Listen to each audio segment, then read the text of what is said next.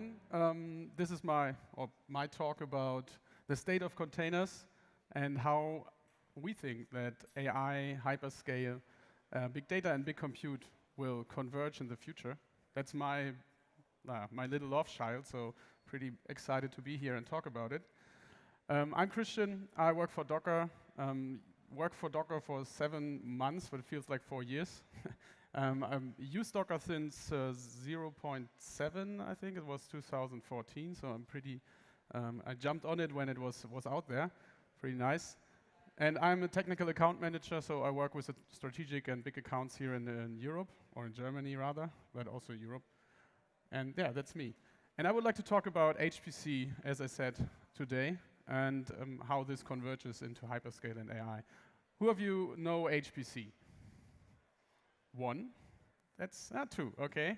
But everyone, I think, knows what HPC is about, right? If you watch the news, if you watch television, then you watch weather forecasts, right? And this is basically HPC, running a big job that spans across multiple nodes or hundreds or thousands of nodes and want to compute one problem. And HPC is bigger than weather forecasts, of course, even though weather forecast was one of the first use cases for it. But it also is about stockpile stewardship. In the 90s, the Soviet Union and the US agreed on not testing nuclear weapons anymore, so they had to come up with a way of simulating this. And it's not about only developing new weapons, it's more about handling the weapons that are already there. So how do you have to store them in order to make sure that they work and that they don't blow up in your basement? So that's stockpile stewardship, and there are other disciplines like molecular dynamics, where you can model on a molecular level, and also earth sciences, where I will focus a little bit on today. And also a big part is life science, right? So you have DNA sequencing and all this, a lot of data that you have to sift through in order to make new advancements in science. And an evergreen problem is weather and climate research. The discipline is 50 or 60 years old, right? They started predicting the past, so they looked at the weather from the last week, and they tried to predict the weather of yesterday so that they can refine their model and make sure that they come up with an accurate model to predict the future, right? So but first it was only modeling the past. And this is a weather simulation that I ran last week in a container that is the east coast of the US. And I had some high-res data provided by a research company, Jupiter. So shout out to them. And nowadays we have more and more data about everything, basically, right? And especially weather and climate. We have a lot of satellites orbiting the Earth, collecting data about flooding, about sea, about clouds, and so on. And this data needs to be crunched. This needs to be modeled and needs to be predicted in the future. Today's challenges, as we see, climate and weather is one that is really on top of everyone's mind, right? And with this research, you can help communities in need, like from flooding or from bad weather instances, so to help them to cope with it, right? And nowadays it's more a thing that the big guys do with the big computers. But what we want to do and what we want to achieve with our technology is to make this a thing for everyone, right? We did this with software development, as we hear now in the Docker and the container days. We want to do the same thing with science than we did with software development, right? So that everyone, that you at your home, you can just predict the weather around you. Maybe that's a little bit ambitious, but maybe you can create a model of your home and see how a flood would go through, so that you can just make your days, or make some exciting new projects just to help yourself and communities around you to evolve. So we want to understand the past. We want to respond to things in the current days, and we also want to prepare for the future ahead. And just to give you an idea what HPC is, I just broke it down to have some very simple example of HPC, which is basically a broke down model of weather forecast. So on the left-hand side, we see a picture where we have a body of water. On the left-hand side, this red rectangle there. And when we release this rectangle to gravity, it will crash into this little knob, which is the dam, right? This model is called dam break. And when we go through these iterations here, and in HPC or in science and computers, you need to discretize everything, right? You need to discretize the time, so you create little intervals, little iterations of your problem, and you go through these iterations in order to compute something. And here we have 3 iterations, which is rather small, but let's go with it. And when I release this little starting condition here will be computed so that the next iteration is represented, and this end result of each iteration will be the starting point for the next iteration.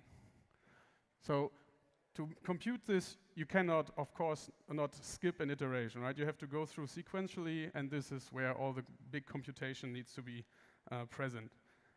And if we look at one piece of this, one iteration, it's rather a big job to compute this one iteration, right? If you want to span it across multiple cores, you need to decompose this into multiple chunks. And in this example, I just chunked it up in 4 equally sized squares, which is not optimal, but just for the case of simplicity, I just use this little example. So now I can put all of these little domains onto multiple cores and process it in a parallel manner. And after each iteration, each of these domains need to exchange the intermediate results, right? So you go through these iterations, you compute the iteration for the domain, and at the end of each iteration, you exchange results. So this means that each domain has to be computed roughly in the same amount of time, because the slowest computation will define the whole overall wall time of the complete iteration, right? And if you chunk this up into 4 equally sized squares, you can put it maybe on a 4-core system. But as you all might, it's easy to understand, I guess, if you have a weather model of the Tagesschau, like the famous German news show, if this forecast of 24 hours needs to be computed in 1 year, then there's no use. Even if it's computed in 36 hours, right? If you can tell me the weather of 12 hours ago, then I can say, yeah, well, look, I can look outside and I can see it. So what you need to do is you need to span it across hundreds or thousands of nodes so that you can do the same job in less time, so that you can predict the weather of tomorrow just in a matter of 2 hours. And I think that's roughly what the Tagesschau does, right? It's 2 hours and then they have the weather model.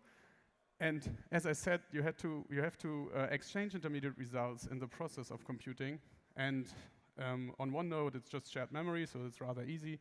But on multiple nodes, you need very high bandwidth and low latency interconnects. And the HPC community came up with a couple of primitives and a couple of technologies to make this happen. But it's InfiniBand, which I used to maintain at the automotive industry for a crash test cluster with 4,000 nodes. That's why I just smile when I read InfiniBand. But anyhow, that's beside the point.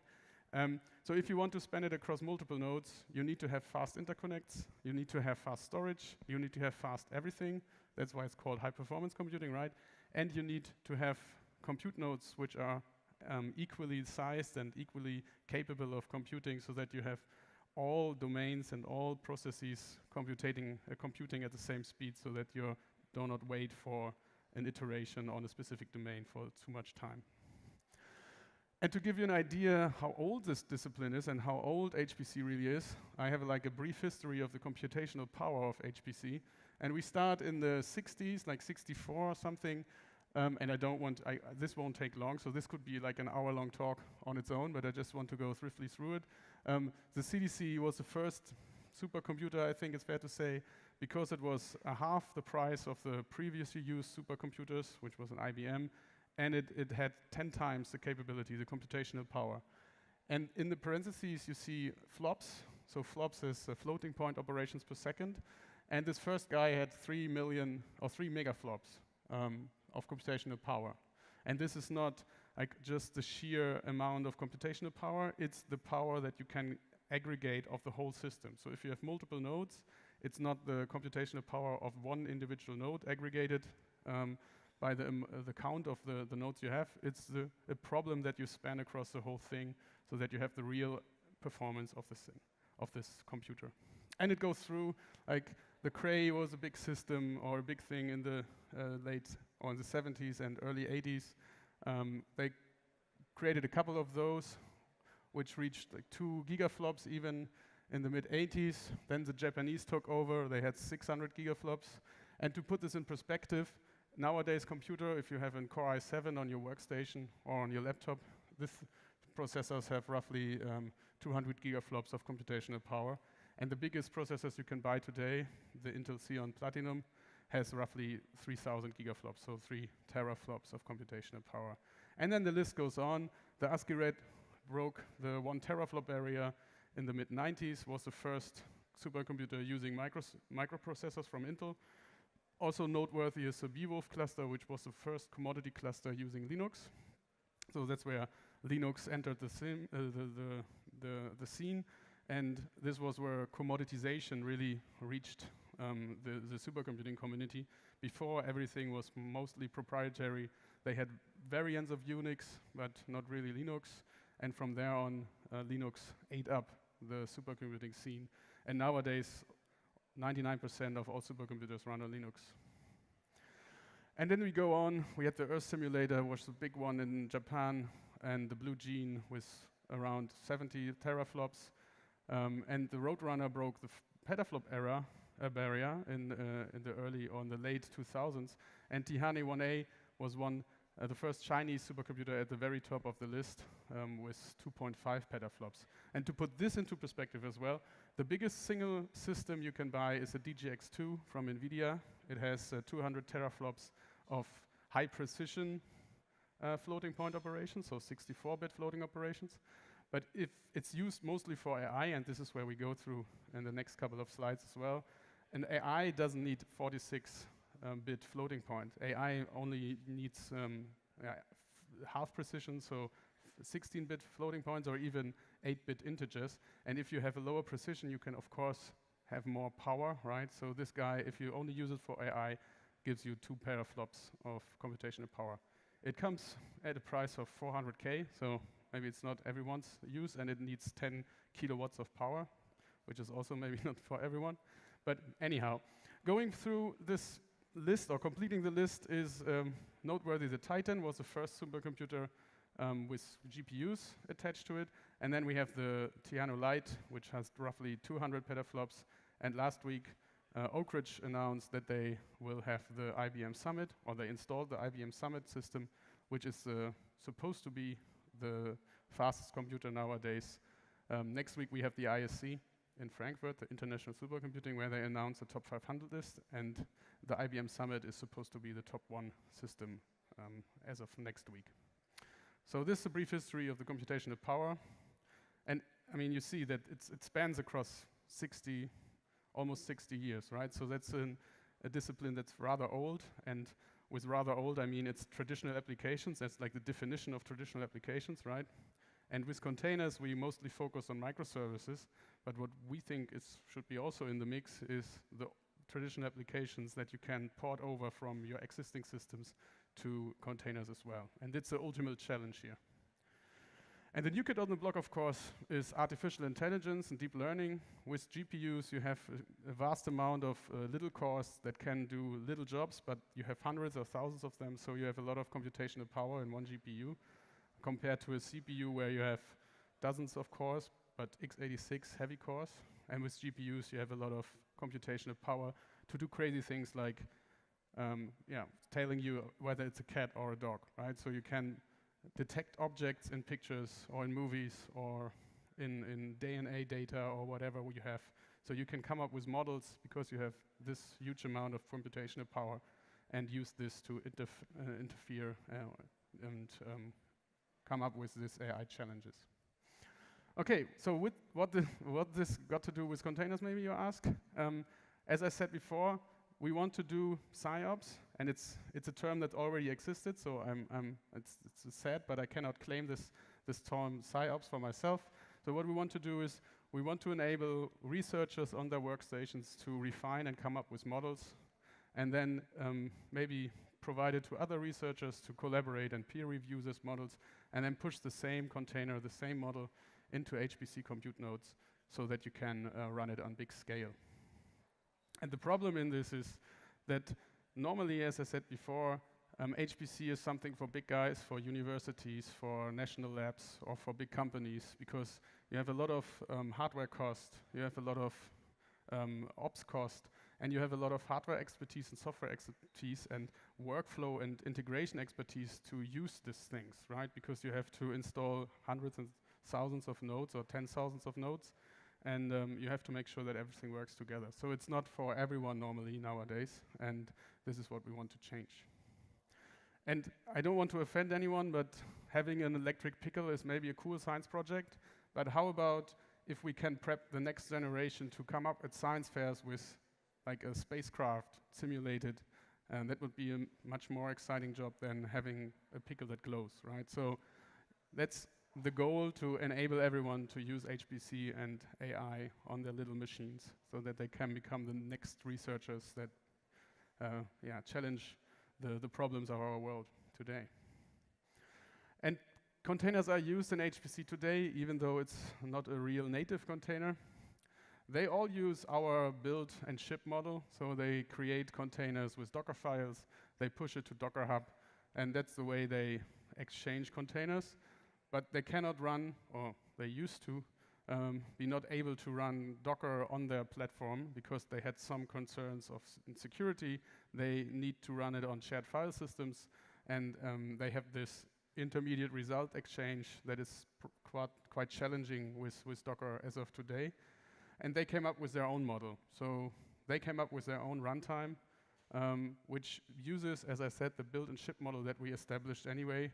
They pull down the image, they extract the file system, put it on a shared file system, and then run it in a change root manner so that they can run computational jobs on multiple nodes.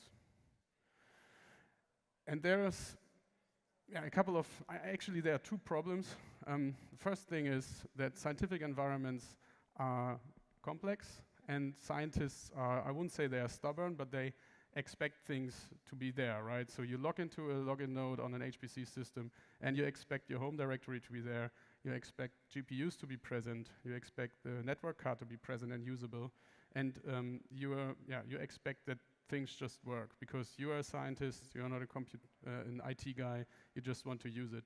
And the thing is that they log into us, submit a job, and they do not even know where this HPC job or where their job will be running. So they don't know what the home directory on the host system is. They don't know what GPU they will get. So, and in HPC, or in container world today, we have some descriptive scheduling, right? We already know what we expect on the system, and we don't want to underlie, or we don't want to rely so much on the underlying infrastructure, because we don't make any assumptions about it, right? So we want to run it in Azure, in AWS, in Google Cloud, and on-premise.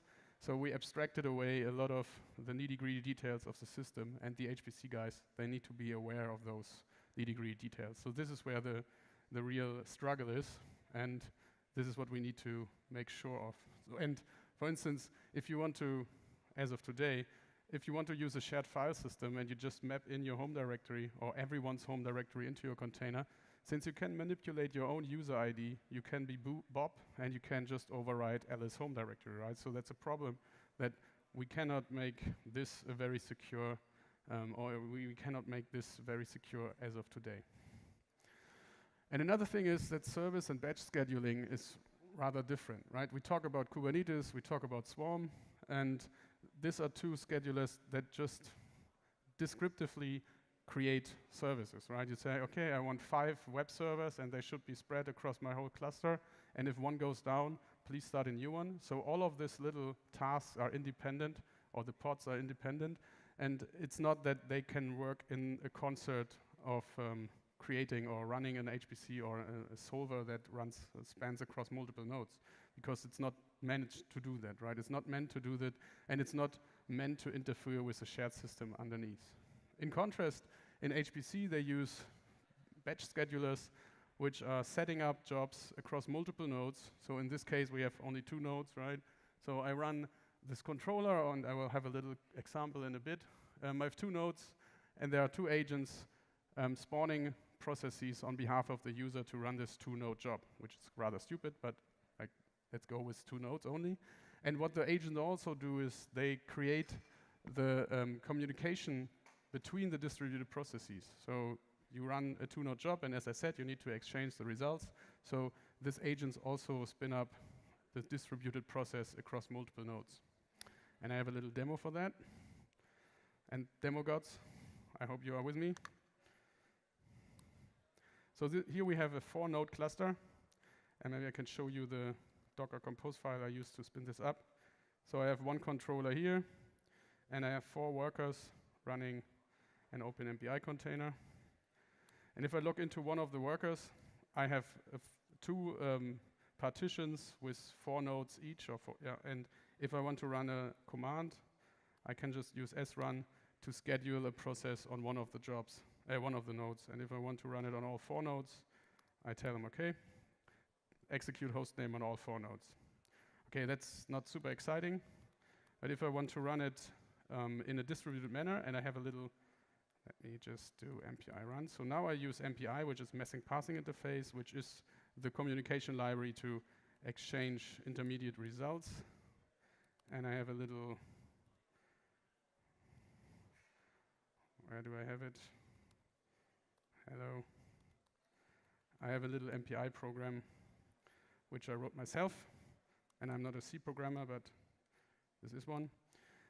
And this runs 2 processes on the same node, and these 2 processes could also be on different nodes. And when I run it like this, then it just creates 2 processes because this node has 2 cores. If I want to run it on multiple nodes, I can use Slurm, which is the batch scheduler, to provide me with an environment so that I can run it on multiple nodes. And it just provides me with a couple of environment variables, and it spins up. What's that? Oh, sorry. Maybe I can do it like this. Okay, thank you. So I have a couple of environment variables, and the environment is set up so that I can use distributed jobs. If I run the same command again, then we will see that this process now runs on 4 nodes, and it runs on all of them and not only on one node. So this is because Slurm just provides me with an environment to run this. And I can do this with 4 nodes, I can do this with 4,000 nodes, or I can do this with 20,000 nodes. And this is simpler, or not as simple as this, of course, but in theory it's possible. Okay, so this is my little workload scheduler example. And as said, there are current solutions to run HPC jobs, but what they do is they just wrap the process in like a little HPC runtime. So it's not really a leap forward, it's more an iteration, and it's more something, a workaround to run container-like technology, but it's not really, sophisticated. Maybe it's recorded, so I shouldn't say not sophisticated because it's cool, and I like all the guys, I know all the maintainers, so they are cool. And it's just a drop-in replacement for the current workflow, so that's why it's possible and why it's somewhat used. But it's not OCI compliant, so you cannot map this to Kubernetes, you cannot hook this into Swarm. It's just an HPC solution for an HPC problem. And there's no integration into the upstream ecosystem, right? It's you cannot just use image scanning, or you cannot use all of the different APIs that container world provides you. So this is why I think that this is not really a sustainable way forward. And the challenges I touched on already, but one of the main problems is that kernel bypassing devices, and one of the famous kernel bypassing devices you're all aware of is GPUs, right? You have a driver on your host, and you just exchange messages directly with the hardware. You don't go through the kernel like you do it when you run network, when you use a TCP/IP stack. You use the network stack within the kernel. This slows you down because it's 7 layers, but for most, maybe microservices, it's not as important to run on wire speed. But in HPC, it's important to have bare metal performance, and this is why they came up with userland drivers to interact directly with the hardware. And since it's not using the Linux kernel containers are not really aware of those things, so it's a little bit more complicated to make this work for container land. And if we want to use this, you can use devices in the container world. You can use Docker run and just provide this little knob here, devices, and you can map the Nvidia graphics cards into your containers. This will be represented in the engine as a Docker object, which looks like this, and the Docker engine will hand it over to Containerd to create an OCI compliant spec, and this spec looks like this. So you just have the Nvidia path on your host mapped into the container, and then you can use runc to run this container. easy. But it's not integrated into Swarm. It's not integrated into Kubernetes. And this is where Nvidia came up with Nvidia Docker to run a hook as a pre-start hook, which means the Docker container is created. Then this hook is running within all namespaces and the shared file system or the file system of the container so that all the devices are mapped in.